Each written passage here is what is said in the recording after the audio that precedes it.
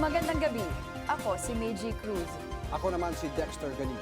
Sama-sama nating tutukan ang mga galaw at desisyon ng ating mga politiko. Na may epekto sa ating mga Pilipino. Ito ang Politico Nightly. Exact location ni Zaldico sa Portugal, natuntun na di umano ng mga otoridad. Dalawa pang impeachment complaint laban kay President Ferdinand Marcos Jr. Walang tumanggap sa Kamara. Sultan Kudarat niyanig ng sunod-sunod na lindol. At US President Donald Trump hindi nagagamit ng military force para sakupin ang Greenland. Handang makipagdialogo ang Malacanang sa dating mambabatas na si Zaldico. Wanted si Ko dahil sa Ghost Flood Control Project sa Oriental Mindoro. Pero nasaan nga ba siya? Alamin sa aming Politico Update. Natuntun na ng mga otoridad ang eksaktong kinaroroonan ni dating Ako Bicol Party List Representative Zaldico sa Portugal. Pero malaking hamon pa rin para sa kanila ang pagpapauwi sa dating mambabatas. Ayon kay Interior Secretary John Vic Remulla, kasalukuyan umanong nananatili sa isang pribadong komunidad si Ko kasama ang kanyang pamilya. Inihalin tulad ni Remulla ang kinaroroonan ni Ko sa Forbes Park, ang subdivision kung saan nakatira ang ilan sa pinakamayayamang pamilya sa Pilipinas. Nauna lang nabanggit ni Remulla na nagpapagawa rin ng bahay ang dating mambabata sa Forbes Park na may 5 palapag na basement para umano paglagyan ng pera. We know the exact community where he stays. Hindi na pwede pumasok parang Forbes Park. Parang Forbes Park eh. Pero hindi rin siya lumalabas ha. Doon yung cooperatives natin. Hindi ko makain sa labas eh. Hindi naglalakad. Doon na siya mismo sa balikan lugar. Dahil walang extradition treaty ang Pilipinas sa Portugal, naghahanap ng paraan ng mga otoridad para ma-deport si Ko kahit nakakuha siya ng Portuguese passport. May inilabas ng arrest warrant para kay Ko ang Sandigan Bayan kaugnay sa Ghost Flood Control Projects sa Oriental Mindoro. As of our information, 10 years ago pa lang may passport na siya. So naghahanap kami ng kaso ngayon na 10 years older para yun ang ipapayal namin sa kanya. Sinabi naman ng Malacanang na bukas silang makipag-usap kay Ko pero hindi pa raw siya nakikipag-usap sa sino mang opisyal sa ngayon. May pangalawang impeachment complaint na ihahain sana laban kay President Ferdinand Marcos Jr. ngayong Huwebes. Ngunit wala ang opisyal na tatanggap nito sa Kamara. Hindi naman natitinag ang Malacanang sa reklamo. Alamin kung bakit sa Politico Update ni Ivy Reyes. Walang maituturong kamalian ng presidente ang mga kritiko, kaya gumagawa na lang daw ng kwento ang mga nagsasampa ng impeachment complaint laban kay Pangulong Bongbong Marcos. Kung ganito lamang po ang kanilang mga magiging akusasyon, muli, malakas po ang loob ng ating Pangulo na wala po siyang nalabag na anumang batas at hindi po siya gumawa ng anumang impeachable offense. Nagtungo sa House of Representatives ang bagong alyansang Makabayan o Bayan para ihain ang pangalawang impeachment complaint laban kay PBBM base sa 3 impeachment articles. Bukod sa nauna ng impeachment complaint sa umano'y papel ng Pangulo sa unprogrammed appropriation sa mga nakaraang national budgets, betrayal of public trust daw ang pag-adopt ng Pangulo sa baseline, balanced, managed o BBM parametric formula pagdating sa computation ng allocable sa DPWH budgets. Matatandaan na ang BBM parametric formula ay ang isiniwalat ni former DPWH Undersecretary Roberto Bernardo bilang susi sa likod ng kickbackan sa ahensya na tanging ang yumaong USEC na si Catalina Cabral lang ang nakakaalam. Ayon sa Bayan, ito na ang makabagong pork barrel system sa ilalim ng Marcos Jr. administration. Nang matanong tungkol dito, hinanapan ng pruweba ng Malacanang ang Bayan kung nasaan ang sinasabi nilang BBM formula na ito. Sagot ng Bayan, walang lusot ang presidente sa responsibilidad ng UA dahil ang pag-release ng budget sa ilalim ng unprogrammed appropriations ay dumadaan sa approval ng presidente. Pagdating sa direktang ugnayan umano ng Pangulo sa kickback schemes, mahihirapan daw ang Bayan na patunayan ito dahil hindi pwedeng nasa guni-guni lang ng tao ang akusasyon laban sa Pangulo. Naninindigan ng Malacanang na walang basehan ang 2 impeachment complaints laban kay PBBM dahil wala umanong baho ang Pangulo. Ivy Reyes, Billionaire News Channel. Ang grupo din ni dating Ilocos Sur Governor Luis Chavez Singson bigo sa pagsasampa ng ikatlusa ng impeachment complaint kontra kay PBBM. Tikom naman ang bibig nila kung sino ang nag-endorso ng reklamo. Narito ang politiko update ni Mavic Trinidad.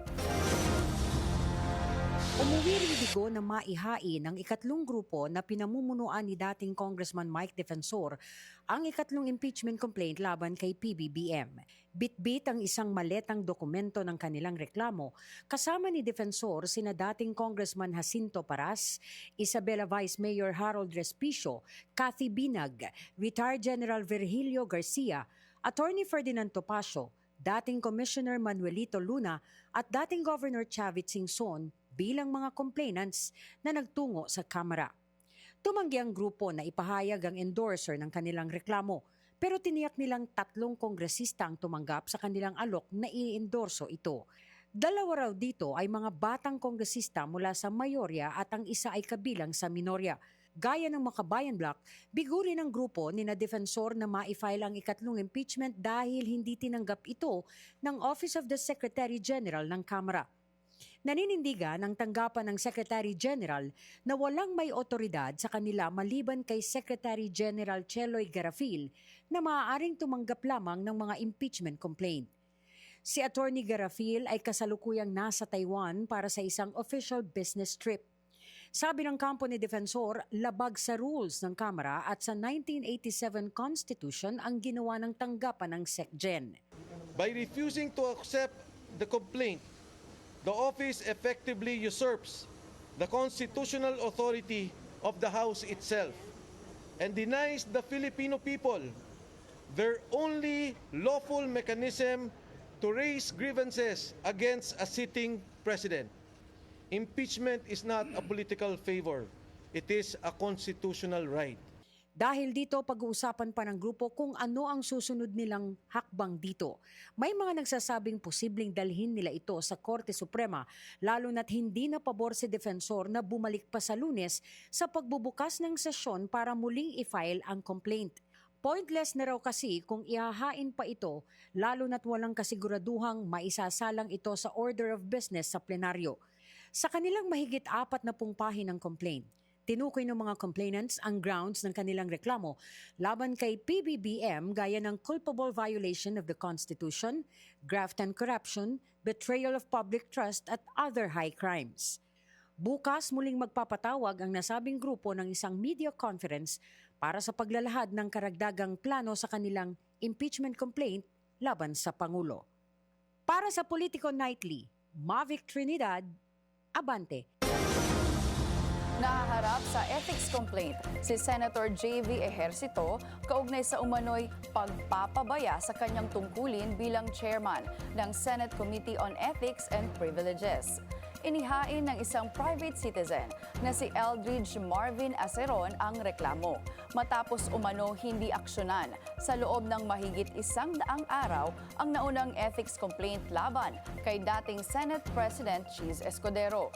Sagot naman ni Ejercito, hindi pa ganap na nabubuo ang komite, kaya hindi pa ito makakapagpulong o makapagdaos ng pagdinig. Paliwanag pa ng senador na antalaan niya ang pagtalakay dahil sa budget deliberations at bicameral conference.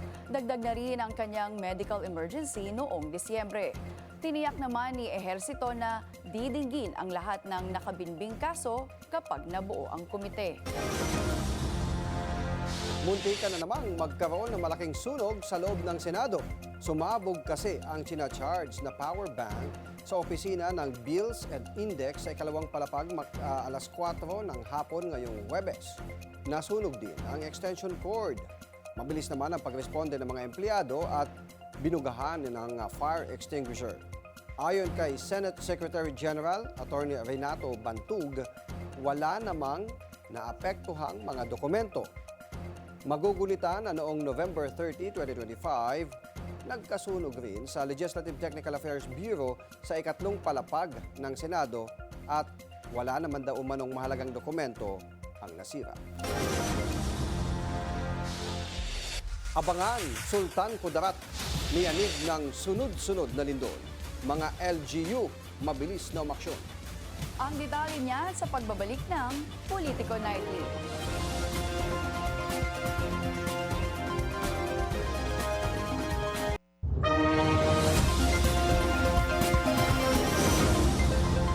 Magkakasunod na lindol ang naitala sa Sultan Kudarat nito mga nagdaang araw. Agad namang umaksyon ang mga LGU para siguraduhing ligtas ang mga residente.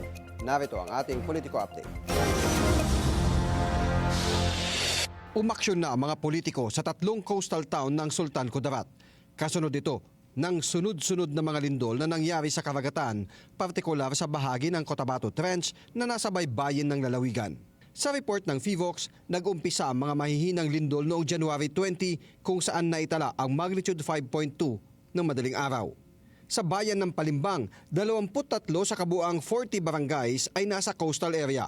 Kasunod ng magnitude 5.2 na lindol noong January 20, inutos na ni Mayor Mirna Capina kinabukasan ang preemptive evacuation sa lahat ng coastal barangay nito. Pansamantala ring sinuspinde ang pagpapalaot ng mga mangingisda. Sa bayan naman ng Calamansig, agad ding pinulong ni Mayor Ronan Eugene Garcia ang Local Disaster Risk Reduction and Management Council para maisapinal ang koordinasyon at strategic plan kasunod ng utos na preemptive evacuation sa mga coastal barangay nito. 10 sa 15 barangay ng Calamansig ay nasa tabing dagat. Kaagad ding nagpatawag ng pagpupulong si Lebac Mayor Frederick Celestial upang talakayin ang mga hakbang sa preemptive evacuation sa lahat ng nakatira sa baybayin ng 27 barangay. Kasama sa pagpupulong ang 27 barangay captains, secretary at barangay disaster risk reduction and management committee upang matiyak ang kahandaan at kaligtasan ng bawat Lebakenyo. Pagtitiyak naman ng pamahalang panlalawigan ng Sultan Kudarat na kontrolado ang sitwasyon at handang mga tugon kasunod ng pagpapatupad ng preemptive evacuation sa mga coastal barangay ng 3 bayan. May utos na rin si Governor Dato Pax Ali Mangudadato sa mga ahensya ng pamahalaan na magpreposition na ng pagkain at non-food items para sa mga bakwit. Naka-standby din ang mga heavy equipment ng probinsya at ang mobile hospital upang magbigay ng agarang lunas. Payo ni Gov, manatiling kalmado at sumunod sa mga abiso ng pamahalaan. Hanggang nitong tanghali ng Huwebes, umabot na sa 633 ang lindol na naitala ng FIVOX sa lugar. 30 dito ay naramdaman. Magli-50 taon na ang nakaraan nang mangyari ang isa sa pinakamapinsalang lindol sa kasaysayan ng Pilipinas. Ang magnitude 8 na lindol, August 17, 1976, na kumitil ng 5,000 hanggang 8,000 katao. Nakalikha din ito ng 9 meters na taas na tsunami o katumbas ng hanggang sa 3 palapag na gusali na nag-wipe out sa coastal areas sa Lebac.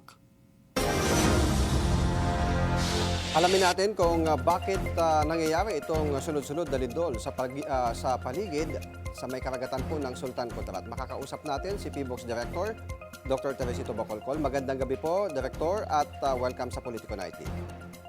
Magandang gabi din po sa inyo, sir. Oo, at itong latest na inilabas nyo po na datos as of 8 p.m. ay umabot na ng 694 yung mga naitalang lindol mula dun sa 633 kaninang tanghali. Ganun kadami yung mga naitatala. Ilang oras lang yung lumipas, halos 60 na lindol na. Ito yung tinatawag natin, Director, na earthquake swarm. Yes po, again, tama kayo. As of 8 p.m., meron tayong 694 na mga lindol na initala natin. So sa ngayon, ang pattern na nakita natin ay consistent sa isang earthquake swarm o yung earthquake sequence. Ibig sabihin, maraming maliliit o katamtamang lindol na sunod-sunod in a short period of time, and they are very close to each other in location. So this means may gradual release ng stress along the Cotabato Trench, which is the generator of these events. And yes, this may happen from time to time in a tectonically active area. Meron tayong earthquake swarm in Santa Catalina in Ilocos Norte, Ilocos Sur last December 2024, and then another one last December 2025 in Masbate. Pero may mga nangyayari na pong earthquake swarm sa ibang lugar ng Pilipinas na nagresulta po ng mas malakas na pagyanig. Ito ba'y inaasahan po ninyo dito sa may bahagi ng Cotabato Trench? Wala po tayong mga previous earthquake swarms natin, hindi naman po siya nag-result to a bigger event. So dito sa Sultan Kudarat, this may lead or may not lead to a larger event. So at present, again, wala tayong clear indication that these earthquakes may lead to a larger movement. At again, right now, wala rin tayong technology na makapagsabi na ang susunod ito ay isang malaking lindol.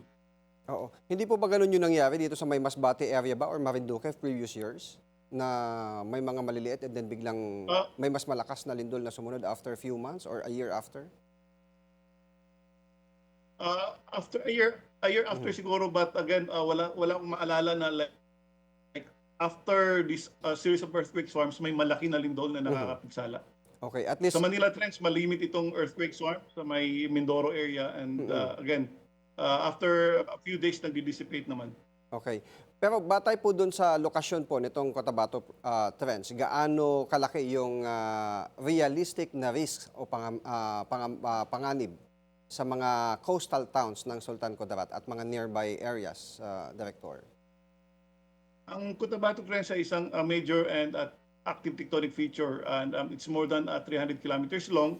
Kaya sa long term, may hazard talaga sa mga coastal towns sa paligid. In fact, kasama sa balita nyo kanina, we had a big earthquake last August 17, 1976 along the Cotabato Trench. The magnitude of that event was 8.1 and 8,000 people died as a result of that tsunami na na-generate ng lindol. So malaki talaga ang banta ng Cotabato Trench. Naiplat ba ito, Director, na kung saan nangyayari yung earthquake swarm ngayon doon sa sentro ng magnitude 8.1 noong 1976? Yes, it's around 20 kilometers. Medyo yung layo malapit ng lang. Dalawa. O kasi binabasa ko yung history ng Cotabato Trench. Yes. Oo. Yung bago nangyari yung 1976, lumipas yung mga more or less 58 years bago nangyari yung magnitude 8 kasi may nauna 58 years ago na mas halos ganun din kalakas dyan sa area na yun. So parang ganun yung pattern niya, 50 years or more than 50 years yung kanyang paggalaw ng malakas. Well, may recently meron din tayong malalakas na lindol dito sa Cotabato Trench. Yung noong November 2023, meron tayong magnitude 6.8 na lindol dito sa Cotabato Trench. And then noong 2002 din, meron tayong magnitude 6.8 on the same area near the magnitude 1976 earthquake. So hindi siya ganun kaano, may mga nauna ng mas malalakas din. Pero gaano That's right. itong earthquake swarm? Kasi parang nakakatakot nga naman na 30 na lindol sa nakalipas na sabihin nating 3 o 4 na araw ang naramdaman ng mga residente doon. Bagamat mahina, medyo magke-create siya ng kaba doon sa mga residente, lalo na sa coastal area. Gaano ba katagal nangyayari itong mga earthquake swarm bago mag-dissipate o hihina yung mga lindol na mararamdaman? It would probably take a few weeks bago mawala totally. Pero nakikita naman natin na yung pattern na kumukonti na siya ngayon from 219, although tumaas siya from January 9 to January 20, 219. And then January 20 to January 21, naging 289. And then ngayon naman, from 21 to 22, nasa 186 na lamang. So again, titingnan natin in the next few days, yung sa Santa Catalina, it took around 2 weeks bago humupa yung lindol. Director, ano ang maipapayo niyo po dito sa mga lokal na pamahalaan sa Lebac, Calamansig at sa Palimbang dahil may mga nagsilikas na simula nung January 20 dahil nga halos sunod-sunod yung mga nararamdaman nila na mga pagyanig. Your message po sa kanila po. Okay, so again, naintindihan naman natin yung mga LGUs kapag gusto nilang maging extra cautious. Yung evacuation decisions are within the mandate, within the purview of the LGU. So this is based on their local assessments and preparedness protocols. Pero tayo sa FIVOX, hindi pa tayo nag-issue ng advisory indicating an imminent tsunami or hindi rin tayo nag-recommend ng coastal evacuation related to this earthquake swarm. But again, it's really up to the LGU since sila yung may mandate when it comes to evacuation decisions. Okay, well said. Maraming salamat po, PBOX Director Teresito Bacolcol. Magandang gabi po. Maraming salamat din po. Susunod na, First Lady Liza Araneta Marcos hindi kakasuhan ng mga kritikong nagpapakalat umano ng mga fake news.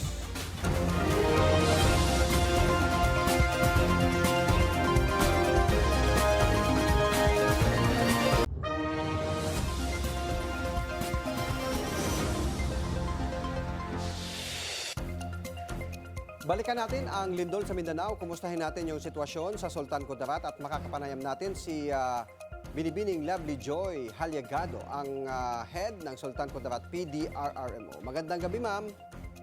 Magandang gabi po sa inyong lahat at sa lahat po ng nanonood. Magandang gabi po. Ma'am, ilang residente na yung mga nagbakwit, yung isinagawang preemptive evacuation doon sa mga coastal town ng Sultan Kudarat? So as for the record, sir, kagabi po from Calamansig, we have a total of 7,811 families po. And then sa Lebac, we have a total of 284 families. Yes po. So that is 2,095 families po lahat, all in all, sa dalawang munisipyo po. Oo, pinakamarami dito dyan sa Calamansig. Calamansig po. Oo, kasi Yes po. halos karamihan ng barangay dyan ay coastal areas. Yung Palimbang, bagamat nag-announce si Mayor na magsasagawa ng preemptive evacuation, wala namang nag-evacuate. Hindi naman tinuloy. May mga nakabantay lang po ng mga residente kasi po kung ano po yung nararamdaman po nila kasi na aftershock, sir, o pagyanig sa kay Calamansig tsaka Halibak, hindi po nararamdaman ng ganun sa Palimbang. So sila po, but they are very vigilant. Andun po, naka-prepare din po yung ating evacuation center doon kay Palimbang. Lahat ng residente aware din po. Nakabantay lang naman po sila. Tsaka yung mga malalapit po sa sa coastline, sir, sa shoreline, nag-move lang po sila sa mga kamag-anak po nila dito po sa basta malayo lang po sa shoreline, pero hindi na po sila pumunta ng evacuation center, sir. Oo. Opo. Dito sa Lebac tsaka sa Calamansig, kumusta po yung mga evacuation center doon? Ilang evacuation centers meron po kayo? At yung kumusta yung relief supplies doon sa ating mga kababayang bakwit? Okay. Sa Calamansig, sir, we do have dalawang evacuation centers. Ayan. At saka sa Lebac, meron na po tayong 3 evacuation centers. Opo. Yes. Ayan po, ano po tayo, prepare po, naka-preposition po tayo agad ang probinsya, pati po ang ating regional offices para po sa mga needs, sa basic needs po ng ating mga IDPs po. And naipadala na po nila doon sa mga evacuation centers, and tomorrow, bukas po, paparating na po iba. Actually, kanina naka-alis na po, papunta na doon. I'm sure po nakarating na rin po.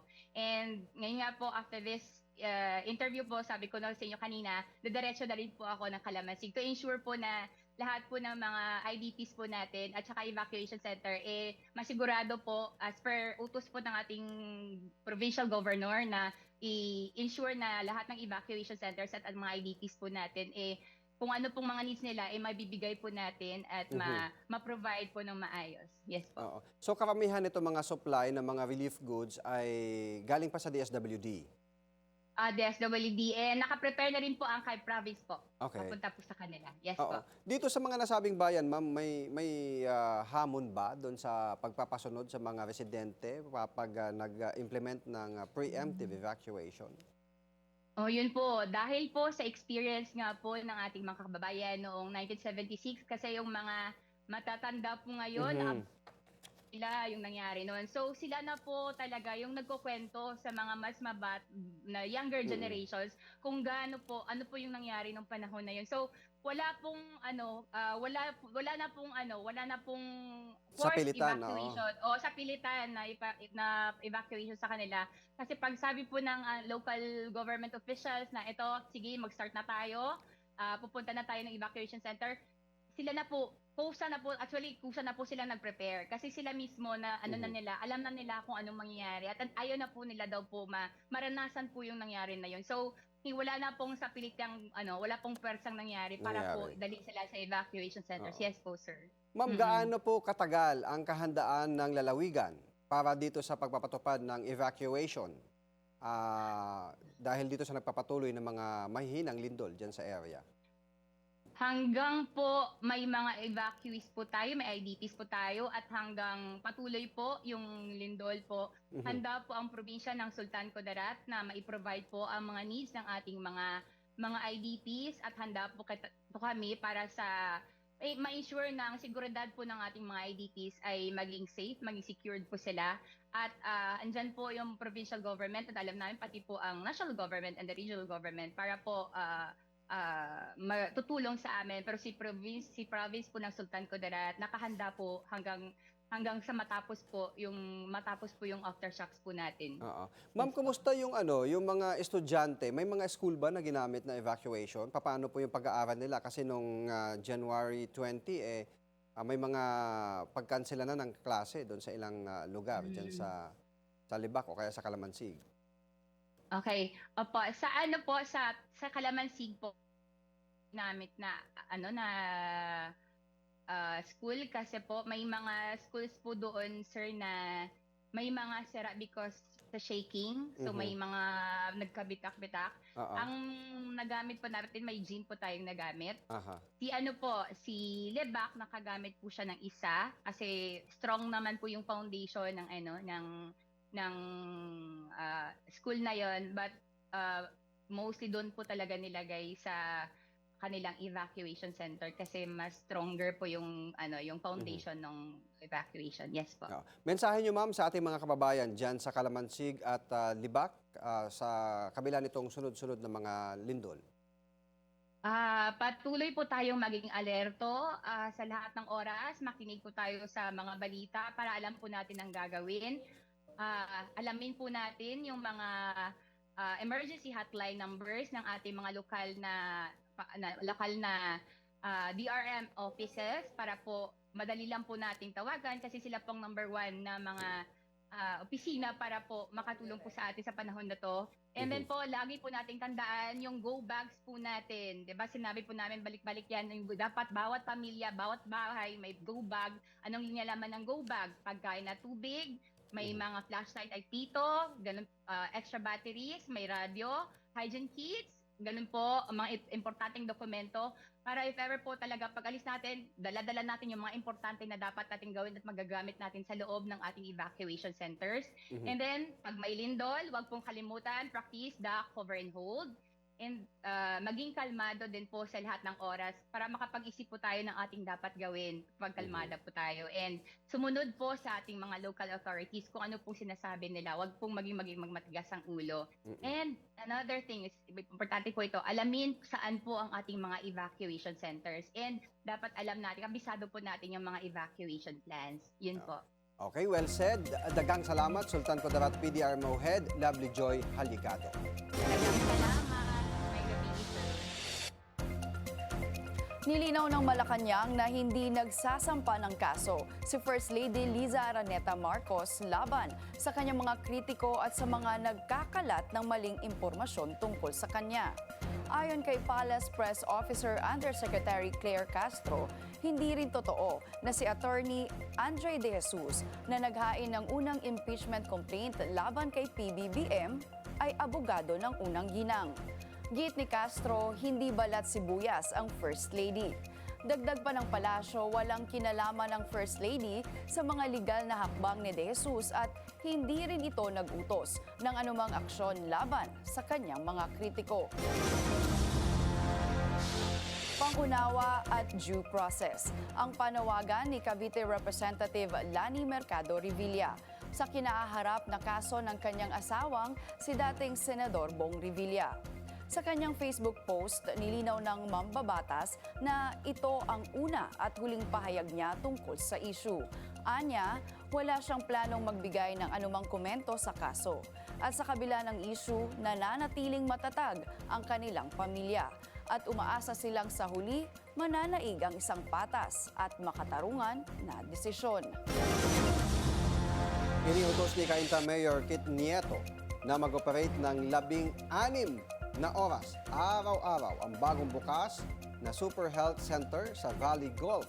Dahil ito ay tinaguriang Super Health Center, sinabi ng alkalde na dapat mas mahaba ang serbisyo ng pasilidad kumpara sa karaniwang 8 oras na mga health center.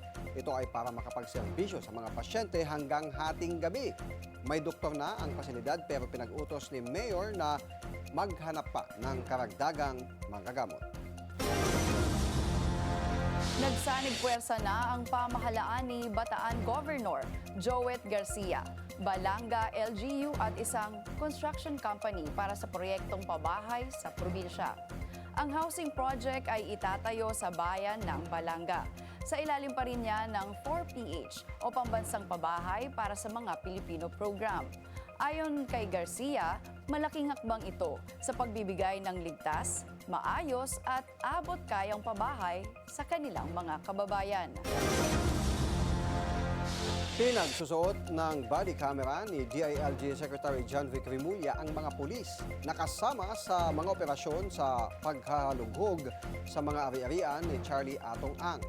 Ayon kay Remulla, protection yan sa mga pulis at para hindi sila matukso ng hulidap at anumang bagay na pwede nilang ikapahamak. Sa ngayon, 6 na ari-arian na ni Ang nasuyod ng mga otoridad sa iba't ibang panig ng bansa. Pero hanggang ngayon, ang hindi pa rin mahanap ang negosyante. Aminado naman ang DILG na posibleng may ilang pulis na tumutulong kay Ang, lalo't halos 50 taon na ito sa industriya ng sabong at marami na itong koneksyon, opisyal man o mga ordinaryong pulis na naging bodyguard na rin niya. Opisyal nang nilagdaan ni Cebu Governor Pamela Baricuatro ang Executive Order No. 82 na bumubuo sa Provincial Poverty Reduction Action Committee o PPRAC. Sa ilalim ng kautusan, may direktang posisyon ang PPRAC sa paggawa ng Provincial Development Plan at Annual Investment Program. Kasama sa trabaho ng komite ang pagtukoy at pagre-rekomenda ng mga programang tutugon sa problema ng mahihirap na Cebuano. Magsisilbi rin itong tagapayo sa pamahalaang panlalawigan sa mga usaping may kinalaman sa kahirapan. Inaprobahan ng Quezon City Council ang 43.3 billion pesos na budget ng lungsod para sa 2026. Ayon kay Mayor Joy Belmonte, magagamit ito para sa mas pinalawak na social services, edukasyon, infrastruktura at programang pangkabuhayan. Mahigit 24 billion pesos ang inilaan para sa healthcare, social welfare, environment at edukasyon, habang nadagdagan din ang pondo para sa scholarships, housing at community facilities. Layo ng budget na matiyak na may serbisyong mararamdaman ang bawat Q-citizen. Personal na inspeksyon ni Mayor Roseller Boots Rodriguez ang ginagawang college building ng Lyceum ng Capas. Ayon kay Mayor Rodriguez, gusto niyang masigurong aabot sa deadline ng Commission on Higher Education o CHED ang konstruksyon para makakuha ng authority to operate. Giit ni Mayor, hindi pwedeng basta-basta pagdating sa edukasyon ng mga anak ng Capas. Kailangang pasado sa standards ng CHED at ng mga magulang ang gusali. Sinuri rin ng alkalde ang mga classroom, opisina at iba pang pasilidad ng paaralan. Hinatulan ng 23 taong pagkakulong si dating South Korean Prime Minister Han Duck-soo. Bunsod yan ng kanyang pagkakadawit sa martial law declaration ni President Yoon Suk-yeol. Napatunayan ng korte na guilty si Han sa pagtulong sa dating presidente sa pagpapatupad ng martial law na binawi makalipas ang 6 na oras. Hinatulin din siyang guilty sa pagbuo ng pekeng dokumento. Patuloy naman ang pagtangginihan sa mga paratang. Hindi nagagamit ng military force si US President Donald Trump sa kanyang tangkang sakupin ang Greenland. Nabanggit niya ito sa kanyang speech sa World Economic Forum sa Davos, Switzerland. Binabawi na rin niya o ni Trump ang banta na papatawan ng taripa ang 8 member states ng European Union.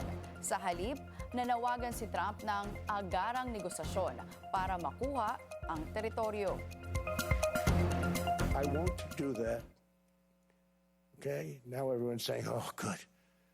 That's probably the biggest statement I made because people thought I would use force. I don't have to use force. I don't want to use force. I won't use force. All the United States is asking for is a place called Greenland. Good vibes naman tayo sa aming pagbabalik. Tutok lang dito sa Politico Nightly.